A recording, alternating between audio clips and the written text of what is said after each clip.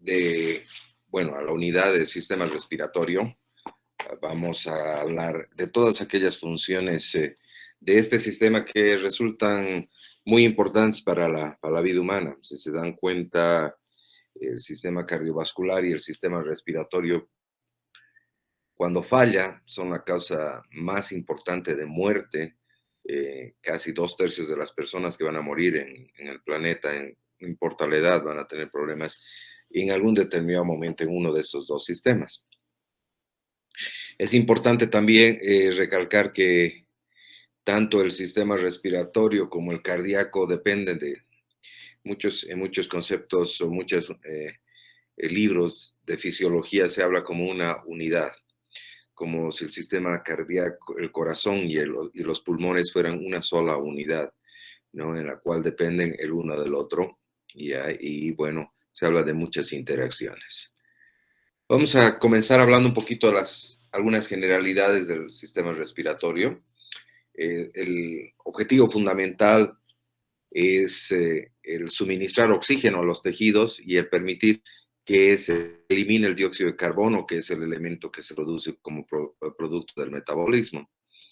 La respiración la podemos dividir en 4 funciones especiales. La primera es la ventilación pulmonar. La segunda, la difusión de estos gases que hemos mencionado a nivel de los alvéolos hacia los capilares. El tercero, el transporte del oxígeno y el dióxido de carbono por la sangre para llegar hacia los líquidos corporales y hacia las células. Y por último, hablar un poco sobre la regulación de la ventilación. Entonces, toda esta unidad va a estar concentrada en estos 4 objetivos de aprendizaje.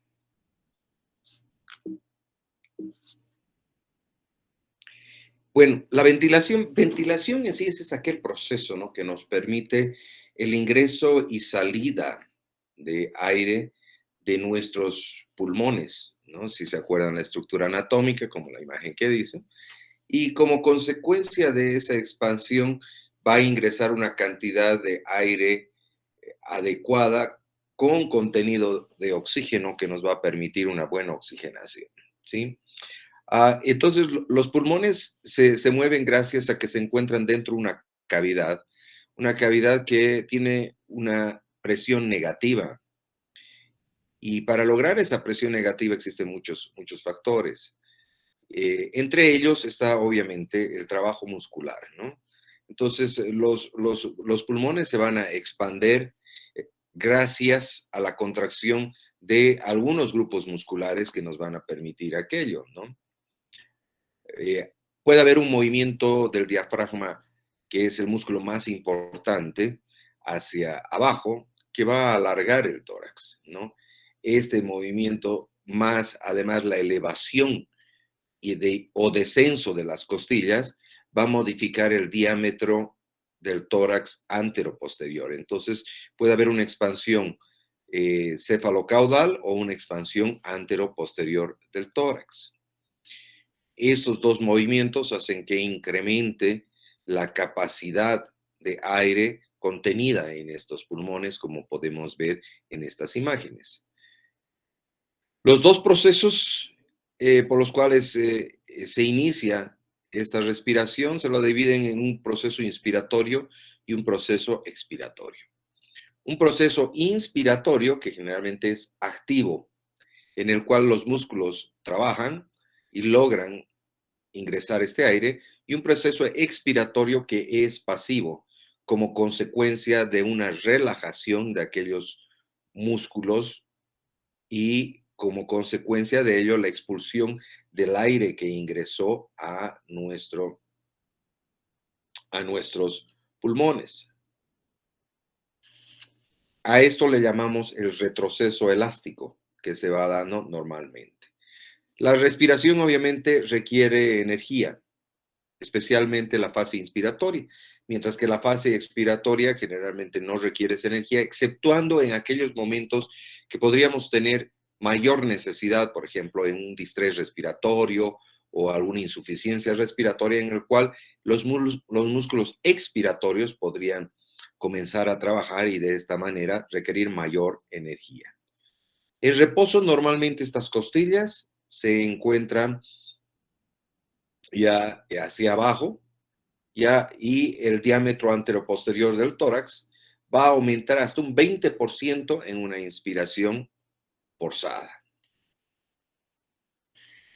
Después de esta expiración, el diafragma se relaja, como habíamos mencionado, y eso le llamamos el retroceso elástico. Como había mencionado antes, los músculos abdominales solo actúan cuando se los requiere en aquellas expiraciones forzadas. Otro ejemplo en los cuales se podría utilizar una expiración forzada es una patología llamada asma, cuando hay un espasmo bronquial y se requiere mayor fuerza para sacar aquel aire que se está atrapando dentro de los pulmones. Entonces, ¿qué músculos intervienen en la elevación del tórax? Los intercostales externos, el esternocleidomastoideo, los serratos anteriores y los escalenos. Son aquellos que van a permitir la elevación de la parrilla costal. Entonces, ¿cómo se da y qué músculos nos van a ayudar a ir hacia abajo? Los rectos abdominales que mencioné y los intercostales internos. Bueno, ahora, ¿cómo se da ese movimiento de aire dentro y fuera de los pulmones? ¿Ya? ¿Y qué presiones se van a dar?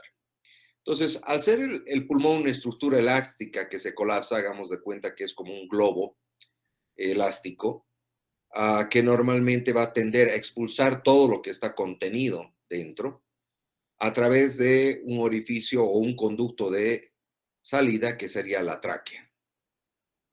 La cavidad torácica normalmente contiene un órgano o una víscera que se llama la pleura. Y esta pleura tiene dos capas, una capa que está pegada hacia el tórax y otra capa que está pegada hacia los pulmones. Y entre las dos capas se va a crear una cavidad que es la cavidad pleural.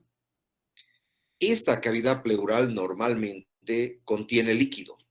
Este líquido permite que esos pulmones se deslicen durante la respiración y no exista, perdón, una fricción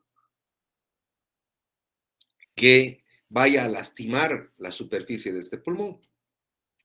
Es a través de este líquido que se reabsorbe por los linfáticos constantemente.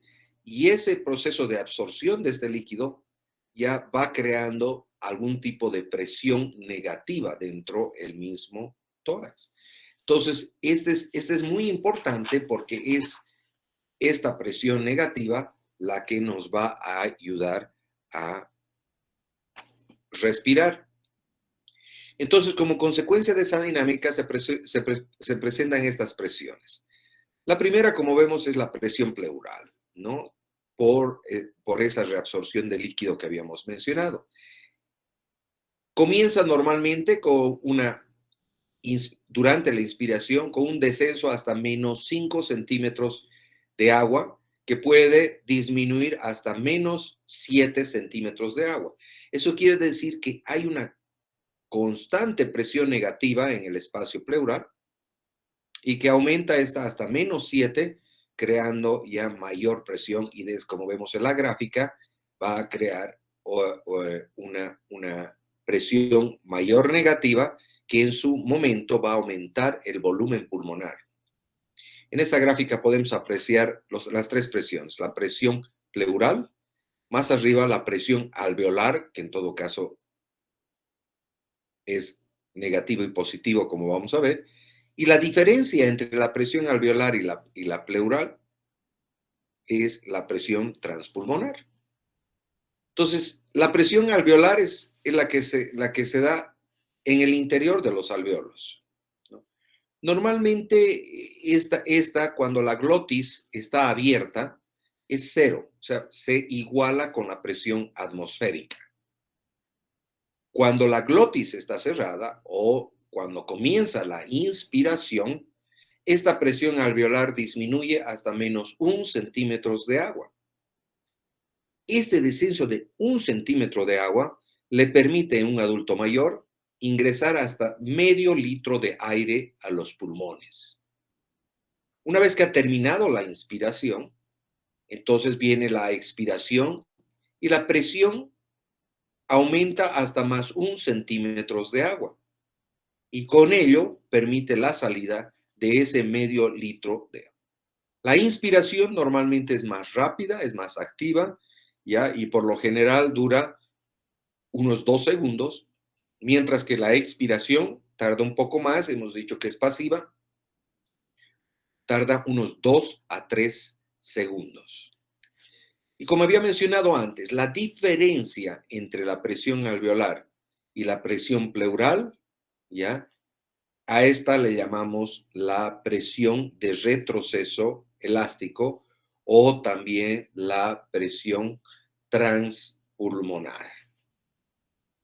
Esta es la presión, ¿no?, entre los alveolos y la superficie externa del pulmón que tienden a colapsar, ¿ya?, a los pulmones.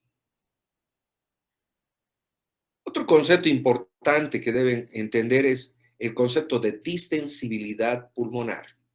¿Qué es la distensibilidad? Es el grado de expansión de los pulmones por una unidad de incremento de la presión transpulmonar. O sea, cada vez que aumenta un poco más la presión transpulmonar, hay un mayor grado de expansión. En el ser humano adulto, por ejemplo, se calcula que hay unos 200 ml de aire por centímetro de presión transpulmonar. Es decir, que cuando aumenta 1 centímetro de agua, el volumen pulmonar se expande unos 200 mililitros. Esa es más o menos la presión transpulmonar que se maneja en un adulto mayor en condiciones normales. La distensibilidad pulmonar, ¿no?, está relacionada con las fuerzas elásticas. Si vemos en el anterior gráfico, nos muestra la relación entre la variación del número de pulmonar con la presión transpulmonar. Hay una curva de distensibilidad que se encuentra en el libro, ¿no?, en el cual se muestra una curva inspiratoria y una curva expiratoria, ¿sí? Estas son, como podemos ver, una curva inspiratoria con presiones negativas que va aumentando el volumen y una curva expiratoria que va disminuyendo en sentido contrario a medida que la presión se va nivelando. Fíjense a la derecha en la otra gráfica que si estuviera contenido con solución fisiológica los pulmones, por más presión pleural negativa, prácticamente habría muy poco llenado ya de estos pulmones. Y si estuviera lleno de aire, ¿no?, se mueve la curva hacia la derecha. Entonces, la característica del diagrama nos muestra que las fuerzas elásticas están divididas en dos tipos. Unas fuerzas elásticas del propio tejido pulmonar y unas fuerzas elásticas causadas por una fuerza que le llaman la tensión superficial del líquido que reviste a las paredes interiores de los alveolos. Y vamos a profundizar un poquito más sobre esa tensión superficial. Entonces, ¿qué es la tensión superficial? Hagan de cuenta, la imagen más clara es cuando hay lluvia, esas gotas que caen de las nubes no se disgregan, ¿no? Por la tendencia a caer, deberían disgregarse y probablemente debería caer solo vapor o probablemente moléculas invisibles a nuestros ojos. Pero se ha visto que el agua, las moléculas cuando están unidas del agua, cohesionan de tal manera que cuando están en contacto con el aire, esta cohesión evita que se deforme.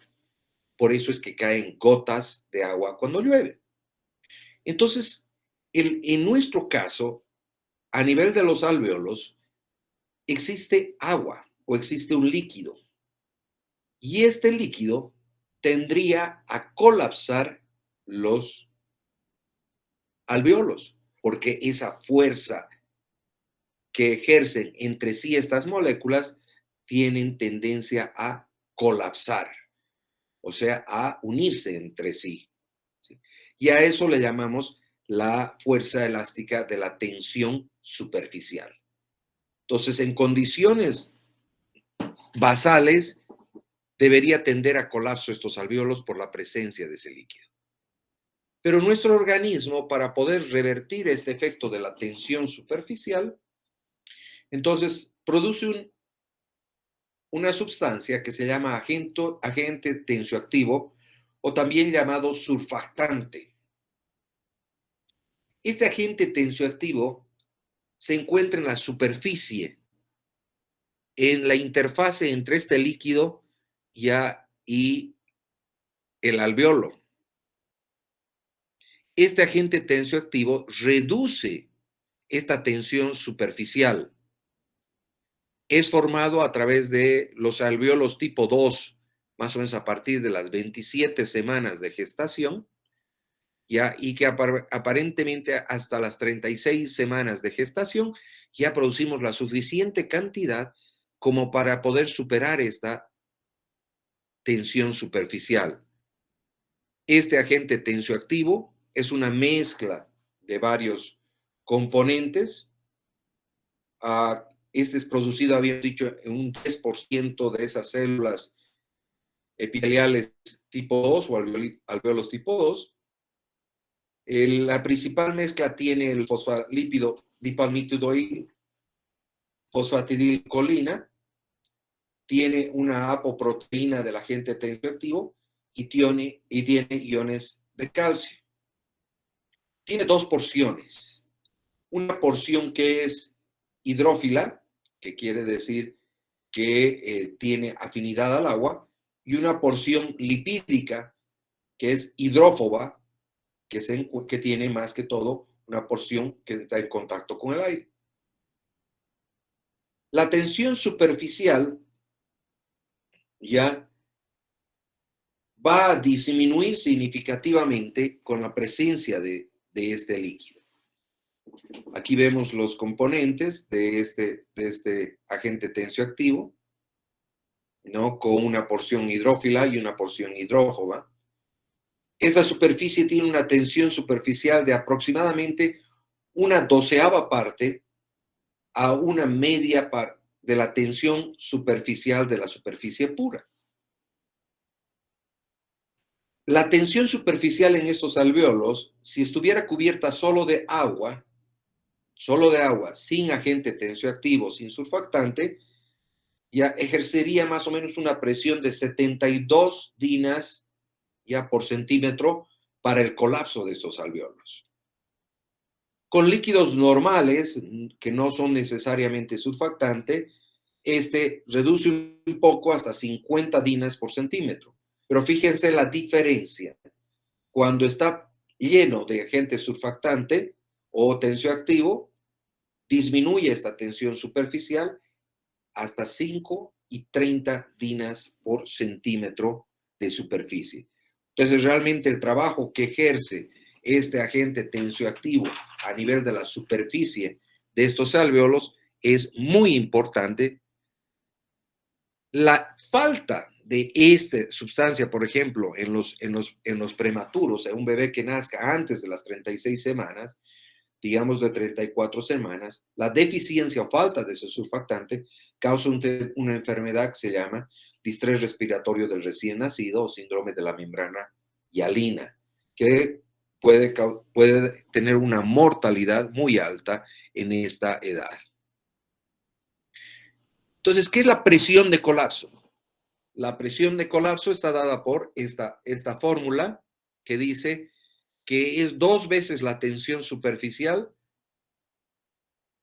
y es inversamente relacionada al radio. O sea que el alvéolo promedio, por ejemplo, ya tiene más o menos un diámetro de unas 100 micras y más o menos va a tener una presión de 4 centímetros de agua de presión.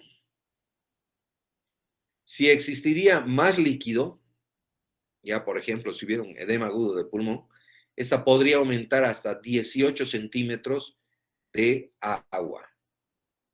Entonces, es una forma indirecta para poder medir la presión que existe dentro de estos alvéolos. ¿Qué efecto tiene el tamaño de estos alvéolos sobre la presión de colapso? Dice que la presión de colapso es inversamente proporcional a este radio, ¿no? Que cuando el alvéolo es más pequeño, es mayor la presión de colapso. Eso es lo que sucede, es casi hasta el doble. Eso es lo que sucede probablemente en los niños prematuros, ¿no? Y que esa presión de colapso podría estar alta hasta 30 milímetros de agua, ya mayor a 30 milímetros de agua, y que disminuiría si hubiera la presencia de surfactante, como habíamos mencionado antes. Otro fenómeno que es interesante mencionar es el fenómeno de la interdependencia. En teoría, los alvéolos pequeños y grandes, ambos son muy inestables, o sea, tienen tendencia a colapsar. Pero en la práctica existe una interdependencia entre alvéolos pequeños y los alvéolos grandes, porque ambos comparten paredes septales, un grande generalmente con otro más grande, ¿no? Pero en algunos casos un pequeño con otro pequeño. Existe este fenómeno de la interdependencia, ¿ya? Donde estos tabiques que comparten son tabiques fibrosos que fijan muy bien estas unidades alveolares. Se calcula que el pulmón tiene más o menos unas 50.000 unidades alveolares funcionales, ¿ya? Y aquí, para que no exista el colapso, tiene mucha importancia el agente tensioactivo. Al disminuir la tensión superficial, entonces va a hacer que estos alvéolos, aunque compartan paredes, no se colapsen todos. Y se dice que los alvéolos pequeños, ¿ya?, tienen mayor concentración de agente tensioactivo. Por tanto, al tener mayor concentración de agente tensioactivo, tienen menor tensión superficial. Mientras que los alvéolos grandes, que tienen menor contenido de agente tensioactivo, tienen mayor tensión superficial. Pero el hecho de que estén compartiendo estos tabiques va a permitir de que todas las unidades funcionales se mantengan abiertas. Hablemos de la caja torácica. Hasta ahora solo hemos hablado de los alvéolos fundamentalmente, pero la caja torácica tiene también mucha importancia. Tiene propias características como su elasticidad y la viscosidad misma de los pulmones. Incluso si no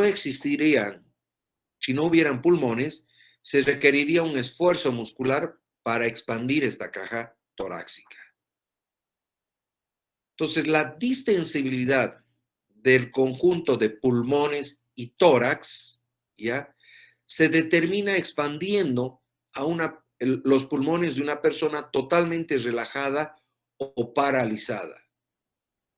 Para hacerlo, ¿no?, se forza la entrada de aire en los pulmones en pequeñas cantidades, cada vez registrando conjuntamente las presiones y los volúmenes pulmonares. Entonces, así podemos nosotros medir esta distensibilidad o esta capacidad que tiene tanto el tórax y los pulmones de expandirse. Y se ha descubierto de que existen, ya se dice que más o menos, si el pulmón solo ya se tuviera que expandir, se dice que necesitaría una fuerza de 200 ml de volumen por cada centímetro de agua. Mientras que si está combinado con el tórax, ya esa fuerza que necesita es de 100 ml de volumen por cada centímetro de agua. O sea que el tórax, el mismo tórax, también ayuda a facilitar el proceso ya de ventilación de estos pulmones, ¿sí? Y se ha podido observar a través de estas evaluaciones que existen tres trabajos respiratorios.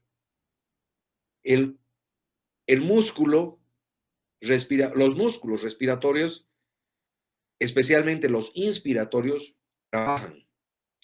Y a eso se le llama el trabajo de inspiración. Y tiene tres fases.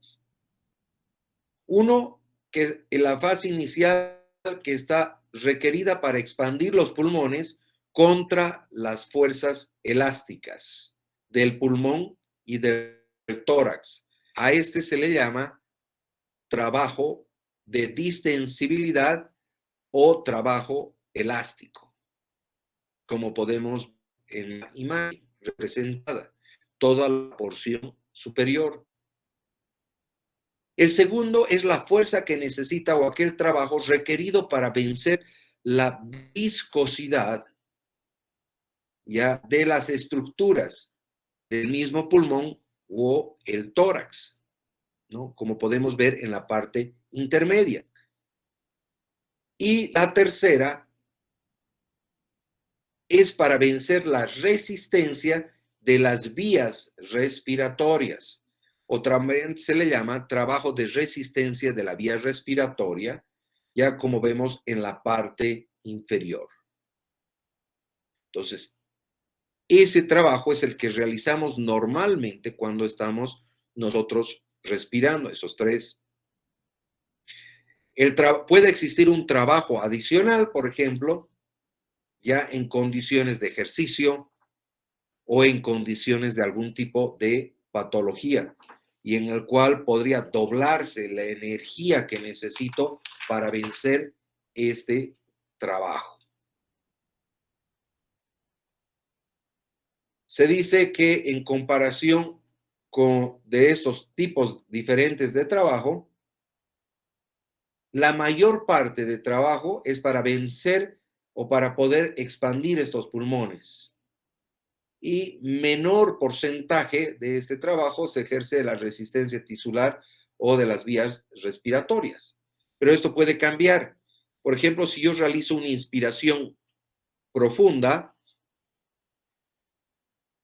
se invierte y aumenta mucho más el trabajo para vencer ya a las vías respiratorias. Si existiría una patología que llamamos fibrosis pulmonar, donde existe ya la formación de tejido conectivo anormal en los pulmones, este aumenta la resistencia tisular y va a aumentar el trabajo para vencer la distensibilidad de los pulmones, o sea, ambos. Y por ejemplo, en el caso del asma, cuando hay obstrucción de las vías aéreas, podría haber un aumento de la tensión, en este caso de la resistencia, el trabajo de resistencia de las vías respiratorias. ¿Qué energía más o menos se requiere para respirar? En condiciones normales, entre un 3 a 5% del total del gasto energético corporal. Y en condiciones de ejercicio podemos incrementar hasta unas 50 veces el consumo de ejercicio. Bueno, ¿existe alguna manera que podemos valorar esta ventilación pulmonar? Sí, y a esto le llamamos espirometría. Inicialmente el equipo es como vemos en la foto, ya era un equipo donde vemos a la izquierda una campana, primero un contenedor con líquido que tiene agua y una campana invertida que cae dentro. Esta campana va a estar sumergida dentro del agua, parte va a estar dentro del agua y en la cúpula va a haber atrapamiento de aire, si se dan cuenta. Esto a través de poleas con relación a un contrapeso y a la derecha un tambor de registro. Entonces, cuando y por debajo de la campana vemos una boquilla. Es en esa boquilla, ¿no? Por donde si yo meto aire, exhalo, por ejemplo, se levanta la campana y crea un registro. Si yo inhalo, succiono aire, sale este aire de la cúpula de la campana y por lo tanto desciende y crea otro registro. De esta manera podríamos nosotros medir los volúmenes y las capacidades pulmonares. ¿Ya? Hoy en día ya se utiliza equipos electrónicos, ¿ya? Que pueden medir estas variaciones de volumen que ingresan o salen de nuestros pulmones. Entonces existen varios pulmones, o varios, perdón, volúmenes ya en esta fisiología o cuando hacemos espirometría. El primer volumen es el volumen corriente, que se encuentra al centro. Es aquel aire inspirado y expirado normalmente en condiciones basales. Lo que normalmente hago en este instante cuando estoy hablando con ustedes. Entonces ingresa y sale de mis pulmones alrededor de 500 ml. Pero puedo tener un volumen de reserva inspiratoria, que es aquel adicional que puedo inhalar forzadamente. O sea, inhalo normalmente y luego puedo insuflar hasta el máximo mis pulmones. Ese es el volumen de reserva inspiratoria, que aproximadamente son unos 3.000 ya mililitros. Puede haber un volumen que exhalo después de una expiración normal. Exhalo y luego forzo una exhalación. A ese se le llama el volumen de reserva expiratoria, que aproximadamente son 1.100 ml. Pero el pulmón no se colapsa completamente. O sea que existe un volumen residual dentro de esos alveolos y en la misma vía aérea. Ese volumen residual que no se mueve es aproximadamente de 1.200 ml. Bueno, estos volúmenes los puedo adicionar y puedo crear capacidades. La primera capacidad es la capacidad inspiratoria y para ello sumo el volumen corriente, que es de 500, más el volumen de reserva inspiratoria, y esa sería la capacidad inspiratoria, que más o menos serían alrededor de 3.500 ml.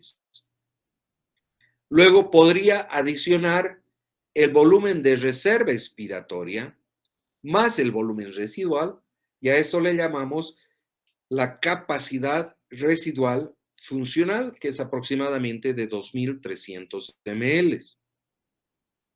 Ahora, podría adicionar el volumen de reserva inspiratoria, el volumen corriente y el volumen de reserva expiratoria. Sumando estos tres, podríamos dar lo que llamamos la capacidad vital, que es de aproximadamente 4.600. Y por último, si sumo todos los volúmenes, los cuatro, puedo tener lo que llamamos la capacidad pulmonar total, que en un adulto mayor de 70 kilos aproximadamente es 5.800 ml. Entonces, ¿qué es la ventilación alveolar? ¿No? La ventilación alveolar se calcula por minuto y es el volumen total de aire nuevo que entra en nuestros alveolos y las áreas continuas para intercambio gaseoso cada minuto. O sea que utilizaríamos generalmente ya la fórmula de B es igual a la frecuencia respiratoria por el volumen corriente menos el volumen del espacio muerto. O sea, debería ser la frecuencia respiratoria por el volumen corriente, que son aproximadamente una frecuencia respiratoria de 12 a 20 por 500, más o menos alrededor de 5 a 10 litros, dependiendo ya la necesidad.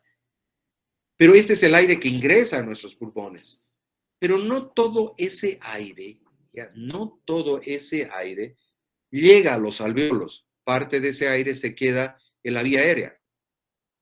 Entonces, el área efectiva donde se realiza intercambio gaseoso es a nivel de estos alvéolos. El resto de ese aire que no llega hasta los alvéolos se lo denomina espacio muerto, porque técnicamente ese aire no va a realizar ningún intercambio. El volumen minuto, que es la frecuencia respiratoria por el volumen corriente, puede aumentar si aumenta la frecuencia respiratoria, ¿no? Sí, hasta 40, 50 veces. Una frecuencia respiratoria de 40 a 50, si multiplico por 500, puedo subir hasta 200 litros o más. ¿Ya? Y obviamente esa tasa de ventilación alveolar también va a aumentar significativamente, ¿no?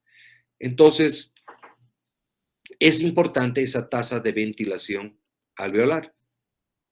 Ahora, existen áreas de ventilación, como había mencionado. No necesariamente se ventilan todas las áreas en forma igual. Hay zonas de intercambio, como habíamos dicho, los alveolos, los sacos alveolares, los conductos alveolares y los bronquiolos respiratorios, ¿sí? Hay un espacio que se llama espacio muerto, que les había mencionado, donde la porción de aire no llega a las zonas de intercambio. Y este espacio muerto se le puede dividir en dos tipos. En un espacio muerto anatómico, ese espacio muerto anatómico, por ejemplo, es aquel constituido por las vías aéreas, por ejemplo, la tráquea, los bronquios, los bronquiolos, hasta llegar a aquellos que ya tienen capacidad de intercambio. Todo ese aire no entra en contacto con capilares, por tanto, no hace intercambio gaseoso. Y puede haber lo que llamamos el espacio muerto no medible o funcional. A este le llamamos espacio muerto fisiológico. ¿Y qué será ese espacio muerto fisiológico? Se dice que hay áreas o alvéolos que podrían estar colapsados porque no todos los alvéolos están abiertos. Y esas áreas donde están colapsados no va a haber intercambio. Y se dice que hay áreas en el pulmón que tal vez no estén tan bien perfundidas como el resto. También en esas áreas donde no llega sangre, no habría un buen intercambio. Entonces se va creando un espacio muerto fisiológico en algunos casos que no va a haber intercambio, pero no es necesariamente por la anatomía, ¿no? Entonces, como les había dicho, en la suma de este espacio muerto fisiológico y este espacio muerto anatómico, más o menos es alrededor de 150 ml.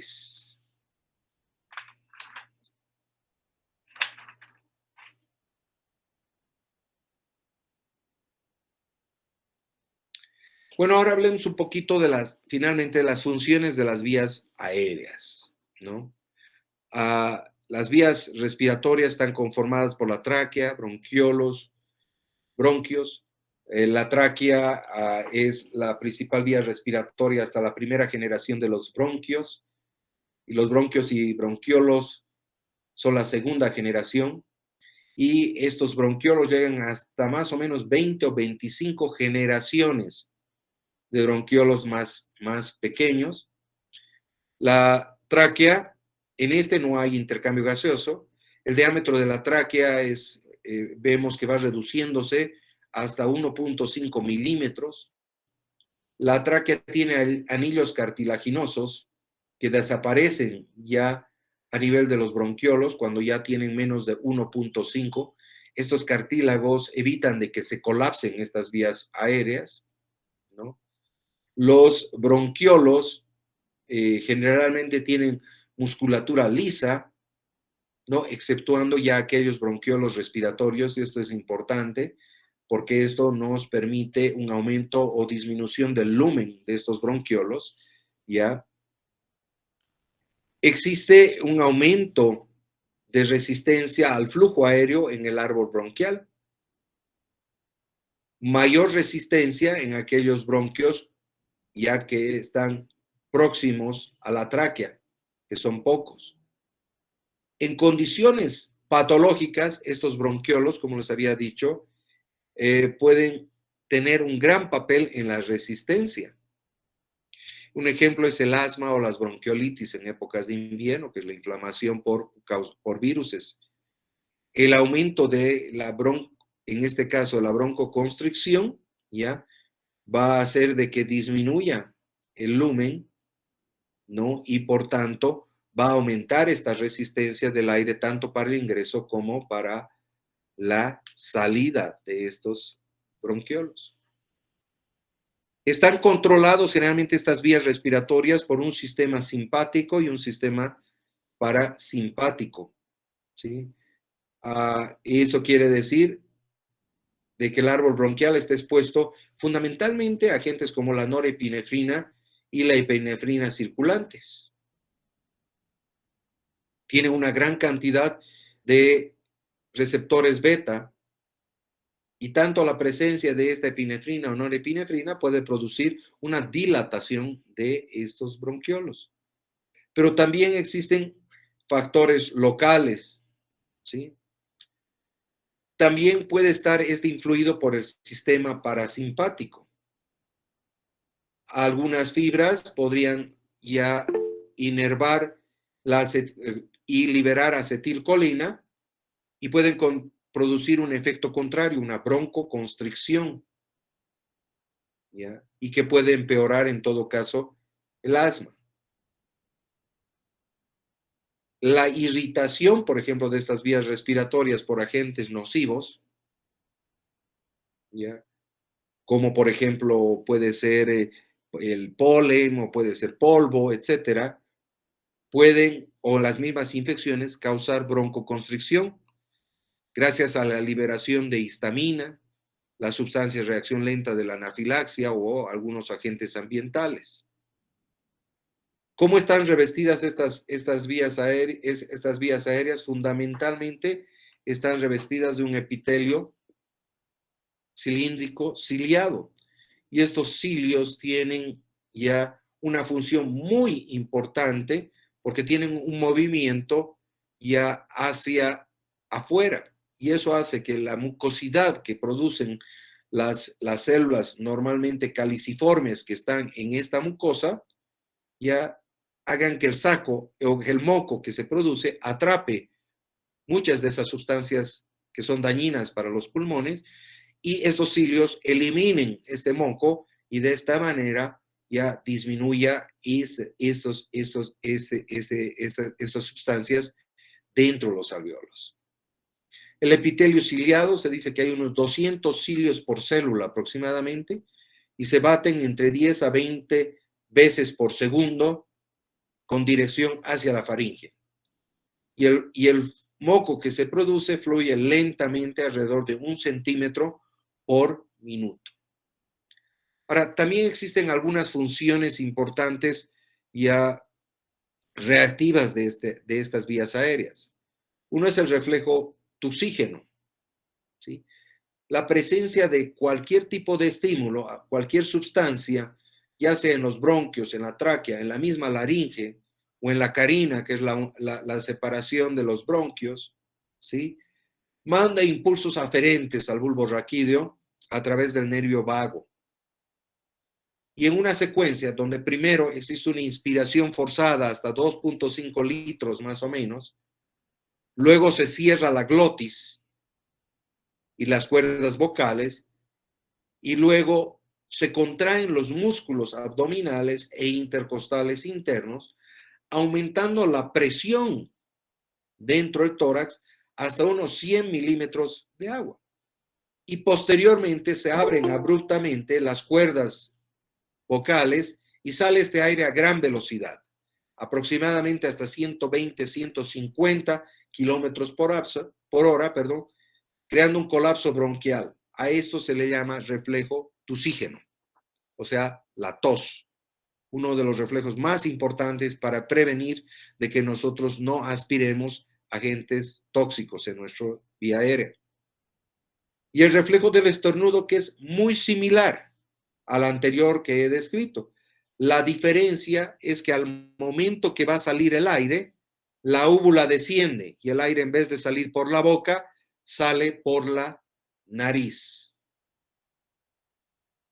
Existen otras funciones especiales de las fosas nasales, como por ejemplo el calentamiento, la humidificación y la filtración. A todas ellas se las llaman funciones de acondicionamiento, ¿sí? La función de filtro, los pelos mismos atrapan de la nariz, atrapan partículas grandes. Los cornetes, por causando un flujo turbulento, precipitan algunas de estas sustancias. El tabique y la pared faríngea son otros lugares donde existe flujo turbulento y se atrapan, y de esta manera se filtra ya la mayor parte de esas moléculas medianas ya a pequeñas. Ya en las vías respiratorias inferiores, las sustancias que tienen entre 1 a 5 micras se van a depositar por gravedad en la mucosa. Menores de una micra van a ser atrapados por macrófagos generalmente, y los que son menores a 0,5 micras van a poder llegar hasta la vía, hasta los alvéolos. De ahí que el humo del cigarrillo, por ejemplo, muchas de las moléculas del humo son menores a 0,3 micras y estos pueden llegar a los alvéolos y causar daño alveolar. Finalmente, hablemos sobre el órgano de la fonación, que en este caso es la laringe. Para poder hablar nosotros ya necesitamos 4 elementos. Necesitamos el aparato respiratorio, los centros nerviosos que van a controlar a nivel de la corteza, los centros ya de control respiratorio del encéfalo y una estructura de articulación y resonancia. El habla tiene 2 funciones mecánicas, tanto la fonación, que es la producción del sonido, y la articulación, o sea, la elaboración de este sonido. La fonación se da a nivel de la laringe, ya donde las cuerdas vocales, como podemos observar, ya van a vibrar. Esa vibración, cuando el aire pasa a través de la laringe, va a causar sonidos diferentes. Cuando las cuerdas se tensan, ya por una atracción del cartílago tiroides hacia adelante y del cartílago aritenoides hacia atrás, entonces nos va a dar un sonido ya mucho más agudo. Y caso contrario, si se relajan, nos da un sonido más grave. Y los órganos de resonancia y articulación van a ser los labios, la lengua y el paladar blando. Y de resonancia serían la boca misma, los senos paranasales, tanto frontales como los maxilares, la faringe y la misma caja torácica que suena como un resonador. Entonces, de esta manera nosotros podemos producir los sonidos y podemos crear la resonancia del mismo, y a través de los centros superiores cerebrales vamos a crear lo que normalmente decimos el habla.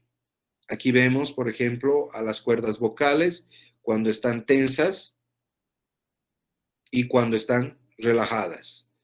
La abducción completa, intermedia, ¿no? Que va, por ejemplo, un susurro muy intenso, podemos ver cómo va modificando el diámetro por el cual va a pasar el aire y a estas cuerdas vocales. Les agradezco. No sé si alguien tiene alguna pregunta o quisiera hacer alguna consulta en este instante.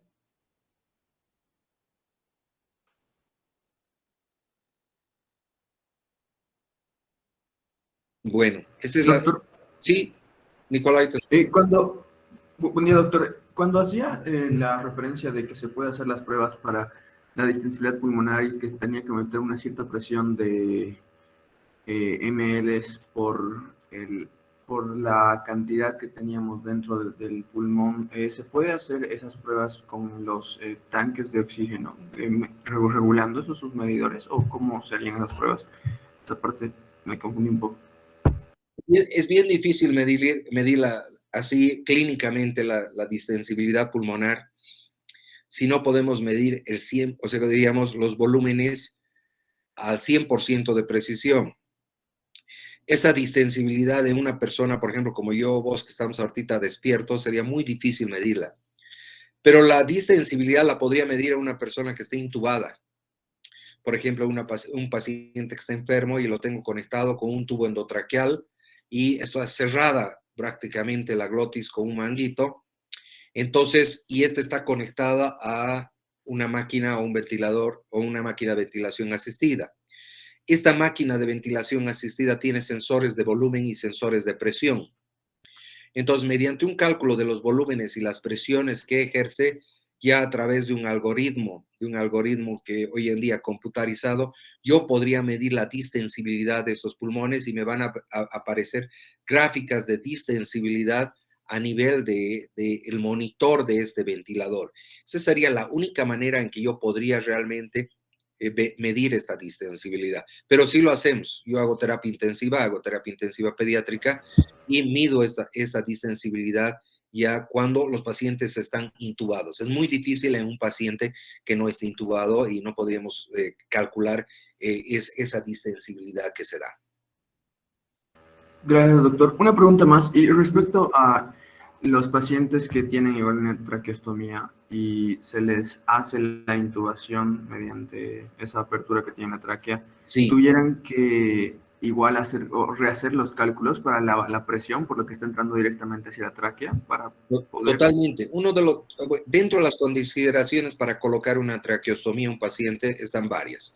Primero, por ejemplo, que una obstrucción, digamos, de vía aérea, un tumor, por ejemplo, que no podría permitir que entre e ingrese el aire, ya que se encuentra a nivel superior, ¿no? Digamos, en la boca o en la laringe o a nivel faringe. Esa es una. Otra es para disminuir el trabajo de respiración. Hagan de cuenta de que ustedes, imagínense entrar a una piscina, ¿sí? Y les doy una bombilla para que respiren bajo el agua. Seguramente se van a cansar muy rápidamente porque respirar debajo del agua con una bombillita de angosta hay mayor resistencia. Mientras que si les doy una manguera más gruesa, van a poder resistir más tiempo. Entonces, algunas veces cuando indicamos una traqueostomía es para disminuir la resistencia de la vía aérea. Un ejemplo de ellos es una enfermedad que se llama Guillain-Barré, en el cual hay una parálisis ascendente de los músculos, donde puede haber, el paciente deja a veces de respirar completamente o tiene una respiración muy superficial. Entonces, para disminuirle la resistencia de las vías aéreas, entonces le colocamos la traqueostomía. Entonces ya no existe esa resistencia de la vía más alta, solamente se calcularía a partir ya de la vía aérea inferior. Entonces, ¿cambiarían también las resistencias? Claro que sí, probablemente también la distensibilidad. Ahora, y el tercer motivo por el cual harías una traqueostomía es cuando necesitas tal vez aspirar, succionar una serie de elementos, moco excesivo en un paciente que generalmente neurológicamente tal vez no está, tiene algún tipo de déficit neurológico muy importante, ¿no? Perfecto, doctor. Gracias, doctor. ¿Alguien más tiene alguna pregunta?